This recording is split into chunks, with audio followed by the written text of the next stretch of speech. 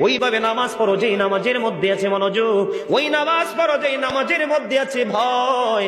তুমি নামাজটা পড়তে হবে এমন ভাবে বন্ধু, একজন নামাজে দাঁড়ালেন, বন্ধুরে আমার, নামাজে যখন তিনি দাঁড়ালেন, দাঁড়ানোর পরে তিনি বলতেছেন আমি নামাজটা এমন ভাবে পড়তে চাই। কিভাবে পড়ি? কই আমি নামাজটা এমন ভাবে পড়ি, যখন আমি নামাজে দাঁড়াই আমার কাছে মনে হয় আমি ফুলচেরাতের পোলের উপর দাঁড়িয়েছি। একটু যদি নড়বড় হয় আমি জাহান্নামে নিক্ষিপ্ত হব। তার মানে হলো আমি এতটাই মনোযোগের সাথে নামাজ পড়েছি যেন আমার নামাজটা বিন্দু পরিমাণ কোনো আংশিক ভাবে যেন অগ্রহণযোগ্য বলে আল্লাহর কাছে গৃহীত না হয়। তিনি বলতেছেন আমার কাছে মনে হয় রে এটা আমার জীবনের শেষ নামাজ।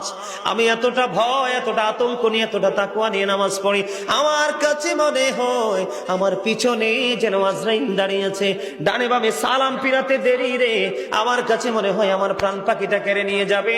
আমি যখন নামাজে দাঁড়াই আমার কাছে মনে হয় আমি যেন বাইতুল্লাহর সামনে দাঁড়িয়ে আছি।